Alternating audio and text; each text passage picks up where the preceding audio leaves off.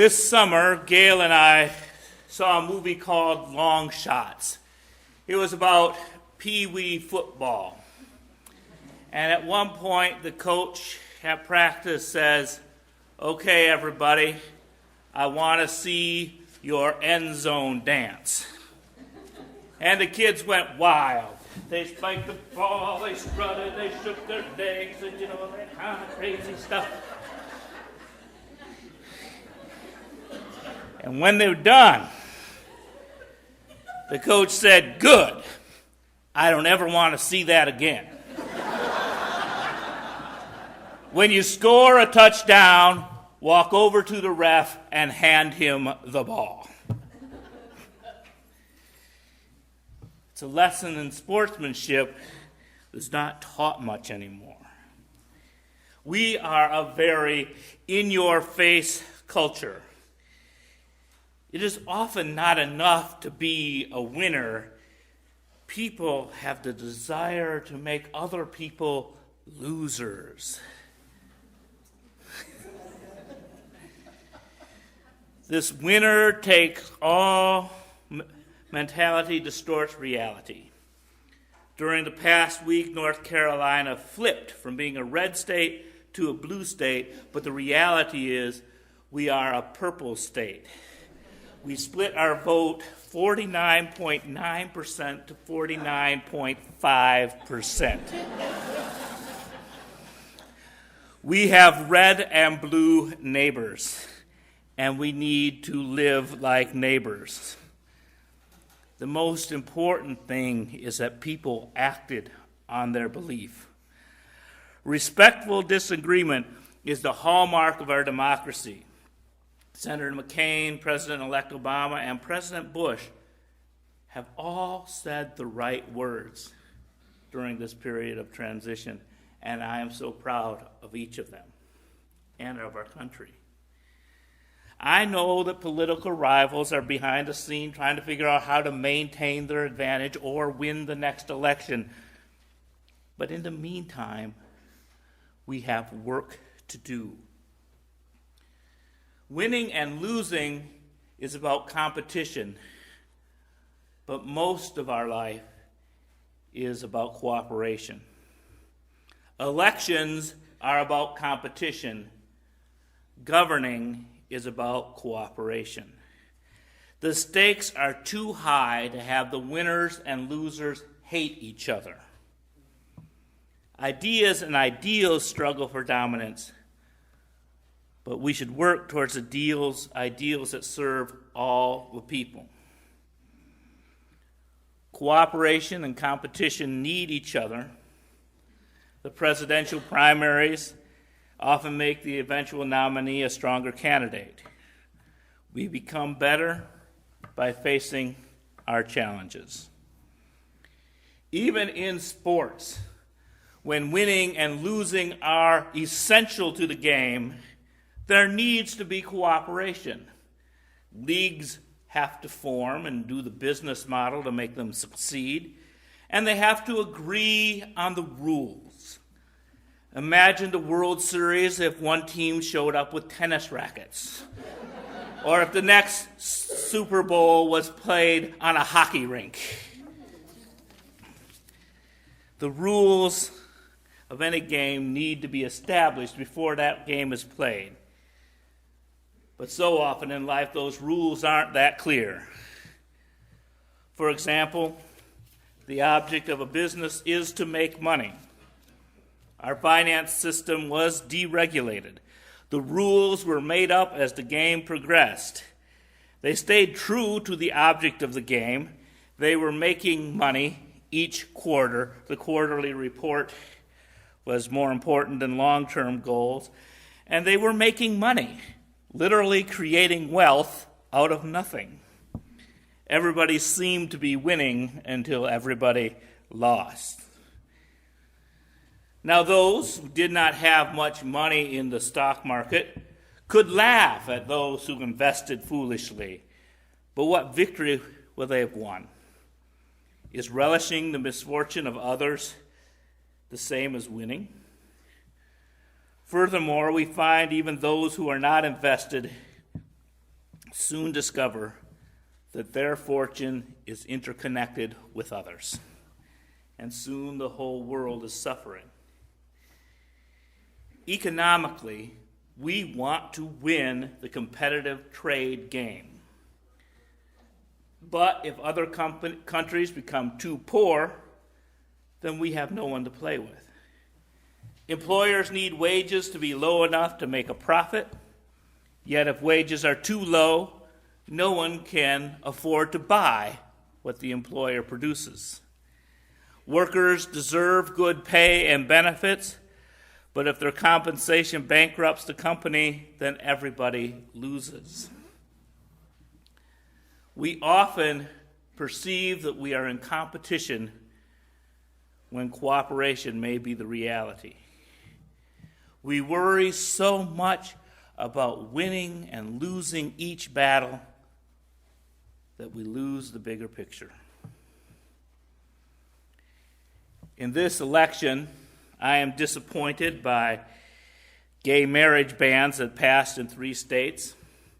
We who call ourselves liberals lost these races. I am pleased that the anti-choice initiatives did not pass in several states, and we who are liberals won those issues.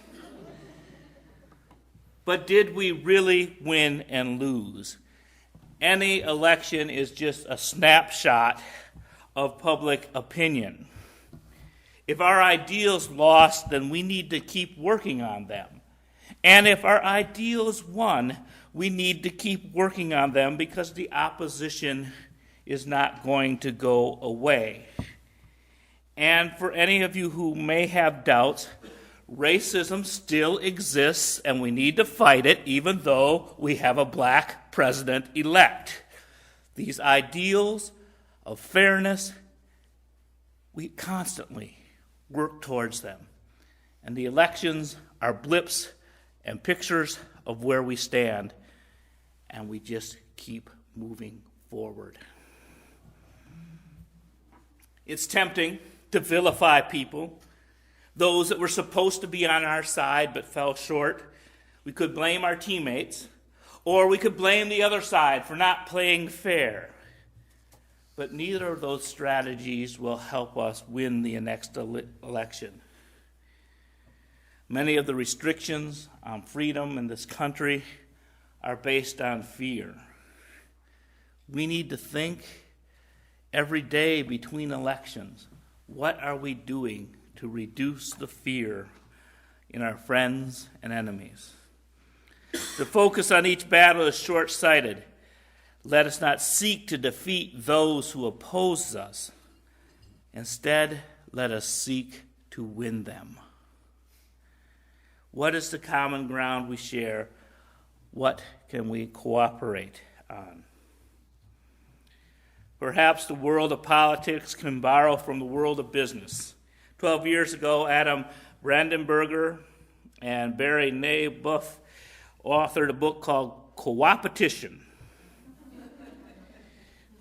a revolution mindset that combines competition and cooperation. They write that the ultimate win-lose view of the world comes from author Gore Vidal. It is not enough to succeed, others must fail. The antithesis to Gore Vidal's worldview comes from Bernard Baruch, a leading banker and financier for much of the 20th century. You don't have to blow out the other fellow's light in order to shine. What is coopetition? Coopetition is a way of thinking about business. Some see business entirely as competition. They think business is waging war, and they can't win unless someone else loses. Others see it as entirely as cooperation, teams and partnerships. But business is both. And it's about changing the game. The greatest rewards in business don't come with accepting passively the game you find. Rewards come from choosing the game you want and adapting it to serve your purposes. A great strategist said, philosophers have only interpreted the world. The point is, however, to change it. The strategist these business people quote is Karl Marx. You can do your job extremely well, work hard, and still find your efforts aren't rewarded. When that happens, your problem isn't necessarily that you're playing the game poorly. You may be playing the wrong game. The answer in such cases is to change the game. That doesn't mean giving up what you're doing, but it probably means going about it differently. So how do we, as a religious movement, change the game? Economics and politics are quantity games. One wins by generating the highest number. The most votes and the most money are defined as winning. But religion, when done well, plays a quality game. What makes the game of life worth playing? What adds value to our life? How do we win at life?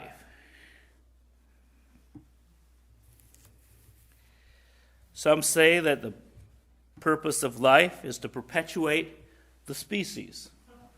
This comes from both the evolutionists and from the book of Genesis, which says, "Be fruitful and multiply." So there are two competing ideas that cooperate on this notion. The quantity strategy to this goal is to produce as many offspring as possible and encourage those offspring to reproduce. To this strategy, homosexuality and abortion are counterproductive. They interfere with the human goal of breeding unceasingly. Like a fish that lays 1,000 eggs and hoping that 10 survive, the strategy of rampant reproduction does not focus on the life of each life that is born, but it focuses instead on the net gain. Many children will starve, but those who survive will be stronger. Children born to teenagers and those in their 40s are more likely to suffer genetic anomalies that prevent their reproduction, but that's okay as long as you have 8 children in the years intervening. But there is a quality alternative. Our tradition focuses on the inherent worth and dignity of every person. The strategy for perpetuating the species is not how many children are produced, but rather how well each child is nurtured. Any adult who is willing and capable of nurturing a child can have one. Those who abuse children will have their children taken away. People are allowed to make the reproductive choices based on how much they wish to nurture. Heterosexual couples are free to may remain childless. Homosexual couples may choose to have children. Single people will also choose based on their ability to parent and nurture. This may result in fewer children being born, but each of the children born will have a greater chance of living in harmony with the earth. Another purpose that some people say life has is to amass wealth. The quantity solution is for each person to compete. To share or to pay taxes is considered a loss. The goal is to run up the greatest total. He who dies with the most toys wins. The poor are blamed for causing their own poverty, and the rich are assumed to be good, blessed by God. We are a tradition that offers a quality solution. We affirm justice, equity, and compassion in human relations. To put it succinctly, that means sharing the wealth. Just as Jesus shared the loaves and fishes and found that the people had more than they ever dreamed of. Once we start sharing, it's hard to keep track of who has given what to who. Mutual benefit makes it hard to keep score, to find out who is winning and losing. If everyone gets health care, education, good roads, clean water, and national parks, it's hard to find the losers that we're supposed to do our end zone dance on.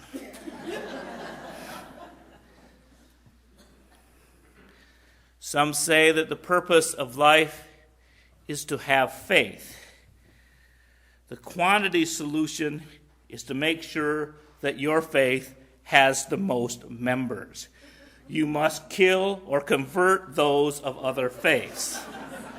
Whether your faith is godless communism or sacred capitalism or something in between, you worry about the conversion rate and savings. Other faiths are your competition, and they must be destroyed.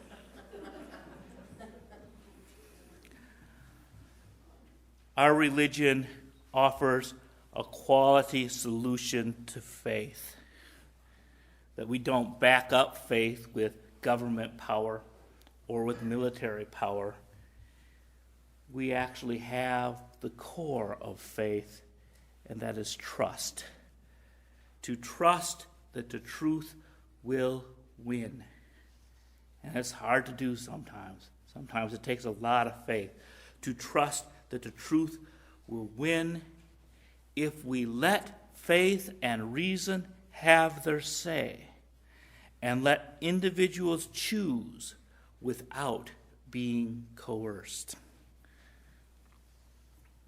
Winning and losing are a quantity way of looking at life. We seek so often to quantify the unquantifiable. How many years exactly does it take to live a complete life? How many grandchildren are needed to create a legacy? How much money should one spend or leave in one's will? How many awards must each individual win in a lifetime in order to consider their life worthwhile? Is it better to have one lover for 50 years or 50 lovers and 1 year and 49 years of a well-deserved rest?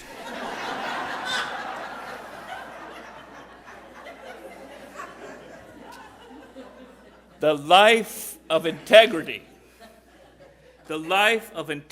quality, and excellence is beyond measurement. Quality is about what you do with what you have received. What does it profit an individual to gain the whole world if they lose their essence? Winning and losing cannot be goals in and of themselves.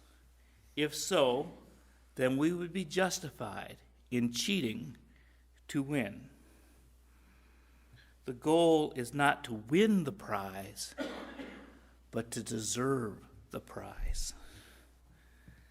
Let us seek quality in whatever we do. Let us work hard at our jobs and be devoted to our families and seek out ways to care for those beyond our kin, our party, and our nation. Let us live in harmony with the planet, sharing the bounty while preserving it for the next generations. Let us seek not quantity. Let us not judge one another based on wins and losses.